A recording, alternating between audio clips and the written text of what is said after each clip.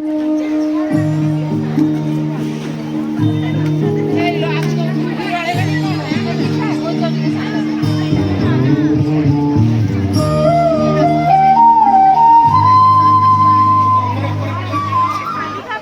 श्रीमती काली आम सोनूर बर्थडे पार्टीटा खूब जमानिया हला माने बहुत भल हेतला नुहे कि एते श्रृंखलित किपरि हला बुझी पारिल तो हां हां काहे कि ना आम घरे विशृंखला करिबा पई केही नथिले नुहे कि आउ किए विशृंखला करथिले कि जा हो आउ तुरंत रखिथिली बोली एबे बुझी पारिल तो दरकार बेले किपरि कामरे आसुची तमे तो मो कथा मोटे शुणिबनी जहा कहले उल्टा जवाब तमे दुई पद मते न सुनाइले तुम मन शांति हुए नहीं। मामा काली आमे सेही आउठा समय थिबा बगीचा रे खेलुथलो तमे तो जेजे बुकाली खाइबो को डाकिन ताहाले जेजे काल रात रे खाइ नांती तू चुप कर गोटे रात न खाइले केही कोन केबे मरि गले नी तेबे तमे काई मते बाध्य खाइबो कहथलो मो तो इच्छा हतला खाइबा को सांग माने गले भारी आउ कोन मिसिबे मु जते बेले सुजोग पाइली ताको हाथ छड़ा कथांती काहे की खेलबा को पळेली। अरे पातेर सांग माने कोन खाली खेली करी जिबे प्रथमे खाइबे तापरे खेलिबे समान तो पे गिफ्ट आनी दिबे तू मते समान को रिटर्न गिफ्ट दबु हां से माने तो खेली देले खाई सारी गिफ्ट नै गले तमे तो जेजे को खाइबा दबो गलनी किंबा डाकिना तते कहिले चुप कर माने चुप करिबो बड़ माने तो कथारे मुंड पुरेबा बयस तोर हेइनी बयस हेले जहा कहिबा कथा कहिबो। अरे मां जदी कहउचंदी तू तांका कथा मान सुनु तांका सहित काहे की जवाब सवाल करूछु। अच्छा मालती सकाळु मु उठिला परे देखिली फिल्टरटा उल्टी की पड़थिला केमिति की पकेला सोनू तू ना मोनू नाई बाबा नाई मामा मु पके नाही मो सांग माने मते पके नाहंती आमे समस्ते बाहर बगीचा रे खेलुथलु मु जानि छी बाबा किंतु मु कहिबिनी मामा एले रागिबे ना रे मामा तो ऊपर रागिबेनी आगो तू सत्य कथा कहि दे तापरे मामा को सॉरी कहि दबु। नाई बाबा मु कोन पके छी कि ताले मु काई की सॉरी कहिबी सोनू तो मना कला तू भी मना करूछु सेटा कोन मन को पड़िला संध्या बेले घरे गहଳି थिबारु मु होमवर्क करि पारि नथिली राति रे बसी मु होमवर्क करथिली जेजे आसी पानी पीबे बोली पानी खोजिले फिल्टर को देखिले फिल्टर ता पड़ी गेला फिल्टर रे बोली पानी नथिला बोली शब्द हेबारु मु आसी देखिली जेजे टैप रो ग्लास रे पानी बाहर करी पिउछथि मु प्रथम रु कहूची तांकु नै वृद्धाश्रम रे छाडी दबा सेठारे तांकर बहुत सांग मिली जिबे बुढ़ांकर बुढ़ांक सह भल तालमेल रहिबो ओ सेमाने मिलिमिशि रही पारिबे असुविधा कौन हुंता बरं सुविधा हुंता काहेकि से तो आउट हाउस रे अछंती तमर पुनी कौन असुविधा हला। अरे लीना कहूतिला ता सासु ससुर दुई जन को सेई वृद्धाश्रम रे छाड़ी देइछंती 2-4 मास रे थरे अधे किए जाई देखि आछंती सेठारे से माने बहुत भलर अछंती। हौ हौ आगे आमे जाई थरे देखि आसीबा तापरे चिंता करिबा कोन न करिबा। मु परा किटी पार्टी को जाए सेठारे समस्त कथा हुंती लीना सोमी रीना शर्मिष्ठा समस्त तांका सासु ससुर को सेठारे छाड़ी छंती बुढ़ा बुढ़ी सेठारे रहिबा पई बहुत भल जगह कारण आमर तांका सहित कथबार्ता हेबाकू समय नहीं सेमाने मध्य पिला मानकर पाठ पढ़ा रे बहुत डिस्टर्ब करूछंती तेणु सेठारे छाड़ी देबा भल हबो। हाँ हाँ लीना प्रकाश बाबूंकर बापा माँ 2 जन अछंती तेणु सेठारे से माने 2 जन रहिले आमर तो माँ नाही बापा एका से सेठारे एकुटिया रहिबे जेते की ताहले तो खूब भल माँ थिले आमर छाड़ीबा दरकार न थांता तांकु एठारे एकुटिया रहिबाकू कोन भल लागिबो ता छड़ा सेठारे तो तांकु बहुत सांग मिली जिबे घरे रहिले आज फिल्टर काली आउ कोन सब दिन किछि ना किछि जिनिस भंगारुजा करिवे। हाउ ठीक अछि गोटे दिन ठीक करो से दिन आमे जाई बापा को नै सेठारे छाड़ देई आसीबा दिन कोन ठीक करिबी एबे बाहर जेबे ठीक हबो। अरे काली तू से खाई ना हंती कोन टिके खाइबा को दियो तापरे जिबा ହେଲେ କଣ କହି ତାଙ୍କୁ ନବା? କହିବା ତାଙ୍କୁ ତୁମର ସେଠାରେ ବହୁତ ବନ୍ଧୁ ଅଛନ୍ତି, ବନ୍ଧୁ ମିଳନ ହେବ, ତାସ ଖେଳିବ, ମଜା କରିବ, ଆମେ ଆସି ପରେ ନେଇଯିବୁ, ତାପରେ ତାଙ୍କୁ ଆଉ ଆଣିବାନି। ସେଠାରେ କିଛି ଦିନ ରହିଲେ ପଳେ ଆଡଜଷ୍ଟ ହେଇଯିବେନି। ହଉ ମୁଁ ଟିକେ ମୋର ନିତ୍ୟକର୍ମ ସାରିଦିଏ। ଆରେ ସୋନୁ, ମନୁ, ଏଠି କଣ ଆମ କଥାବାର୍ତ୍ତା ଶୁଣୁଛ? ଯାଅ ବହିପତ୍ର ସଜାଡି ଦିଅ, ସ୍କୁଲ ଟାଇମ ବି ହେଇଗଲାଣି ପରା, ସ୍କୁଲ ଯିବ, ଯାଅ ଯାଅ। ହଉ ମୁଁ ଏବେ ଟିକେ ବାହାରି ପଡୁଛି। ବାବା, ସବୁଦିନ ତମେ ଅଫିସରୁ ଫେରିବା ବେଳକୁ ମୋ ହୋମୱାର୍କ କରିଦେଇଥାଏ। ଯାହା ନ ଆସେ ଜେଜେ ମତେ କହିଦିଅନ୍ତି। କାଲି ତ ମୁଁ ହୋମୱାର୍କ କରିନି। ହଁ ହଁ, ତୁ ତ ସେଠି ଦେଇ ଦେଇ ଆଉଟ ହାଉସର କବାଟ ଭାଙ୍ଗି ଦେଇଛୁ। ହୋମୱାର୍କ କରିବୁ କେତେବେଳେ? ବାବା, କାହାକୁ ଟିକେ ଡାକି ସେ ଆଉଟ ହାଉସ କବାଟ ସଜାଡି ଦିଅ, ନଚେତ ତୁମେ ଆଉ ମାମା କେମିତି ରହିବ? ତୋ ମାମା ଆଉ ମୁଁ ସେ ଆଉଟ ହାଉସରେ ରହିବୁ?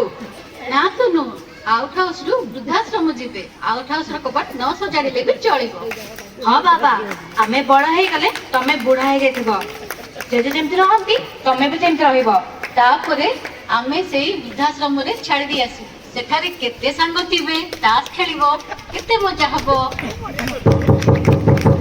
ସୁରେନ, ସୁରେନ, ଘରେ ଅଛ?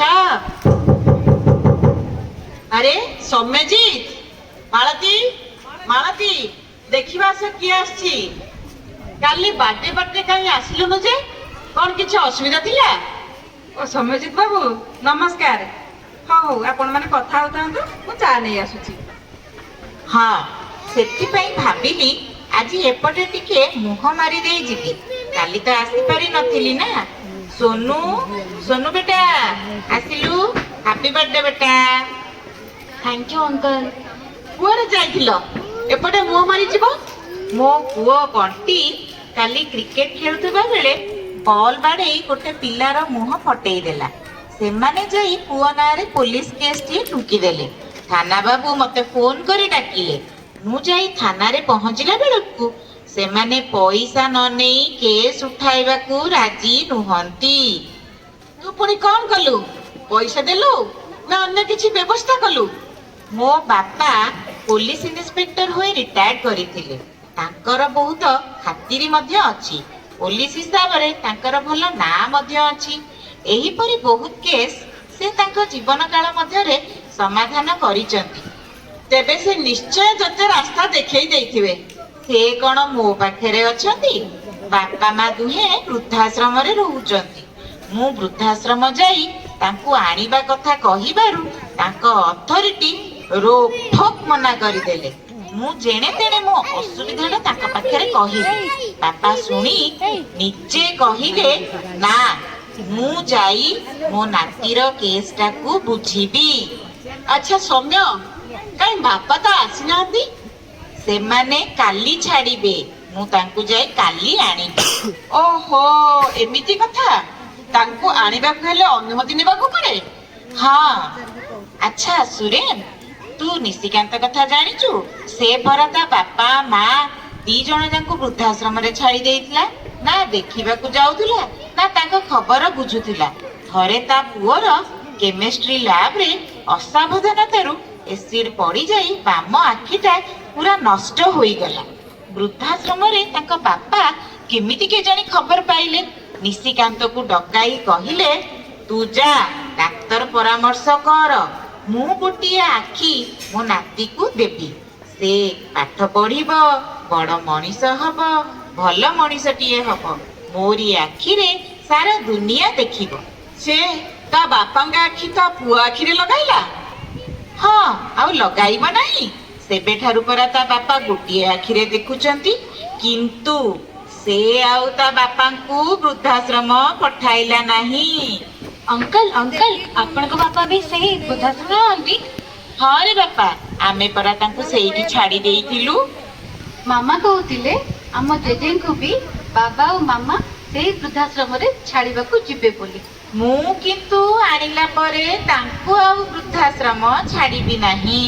ମାଳତୀ, ମାଳତୀ, ଏବେ ଆସ ଶୁଣ, ସୌମ୍ୟ କଣ କହୁଛି। ତମେ କହୁଥିଲ ନା ବାପାଙ୍କୁ ବୃଦ୍ଧାଶ୍ରମରେ ଛାଡିବ ବୋଲି।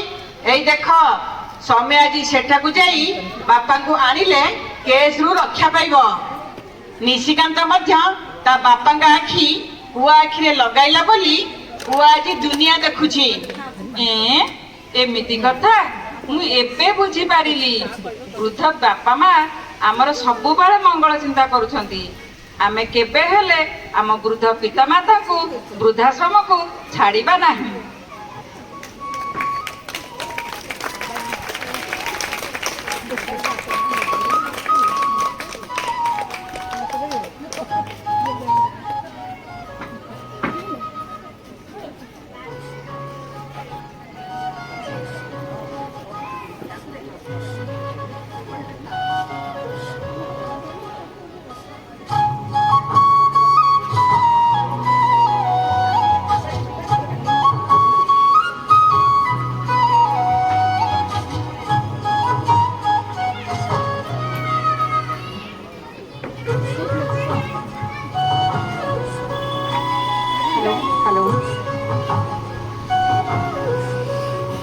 ଆମର ଲେଖିକା ତଥା ନିର୍ଦ୍ଦେଶିକା ଗୀତାଞ୍ଜଳି ସ୍ୱାଇଁ, ଆମ ଅନୁଷ୍ଠାନର ସଭାନେତ୍ରୀ ଶୁଭଶ୍ରୀ ଦାସ ଓ ସମ୍ପାଦିକା ଅନୁପମା ଲେଙ୍କାଙ୍କୁ ମଞ୍ଚ ଉପରକୁ ଆସିବାକୁ ମୁଁ ଅନୁରୋଧ କରୁଛି।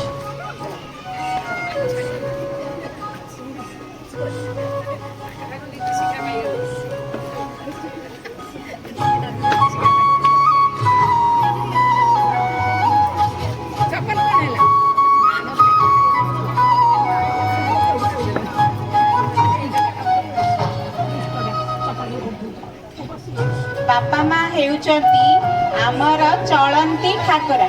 ତାଙ୍କୁ ଆମେ ଅବହେଳା କରିବା ନାହିଁ କିମ୍ବା ବୃଦ୍ଧାଶ୍ରମ ପଠାଇବା ନାହିଁ।